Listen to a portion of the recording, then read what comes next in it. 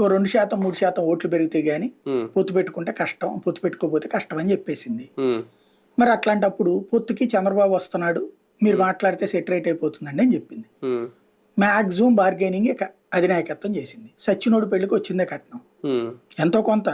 ఇప్పుడు పెళ్లి అయ్యాక అబ్బాయి అమ్మాయి బాగా చిలక గోరింకలాగా చివరి దాకా ఉండాలనుకుని ₹1 కోటి కట్నం ఇచ్చారు. వాడు పెళ్లి ముందు రోజున చచ్చిపోయాడు, పెళ్లి రోజున చచ్చిపోయాడు. ఏం చేయాలి? కోర్టు వదిలేసుకోవాలా? మా కట్నం ఏంటని చెప్పి గట్టిగా అడిగితే అంత్యక్రియలు పెళ్లికి సామాన్లు అన్నీ చేశాం కదా, ఈ డబ్బాయి ఎట్టు పెట్టుకోండి అయ్యా అని చెప్పారు. అప్పుడు ఏం చేయాలా? దాన్నే అంటారు సచినోడు పెళ్లికి వచ్చిందే కట్నం.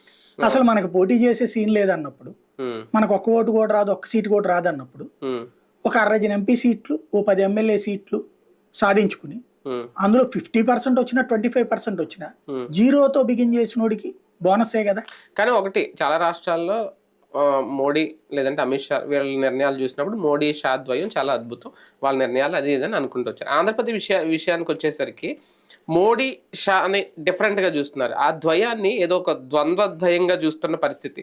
నిజంగా వాళ్ళకి తెలియకుండానో లేదంటే ఒక దీర్ఘకాలిక వ్యూహం ఉంటుంది అంటారు కదా భారతీయ జనతా పార్టీది ఎక్కువ, ఆ ఉద్దేశంతోనూ జగన్మోహన్ రెడ్డి గారికి మోడీ గారు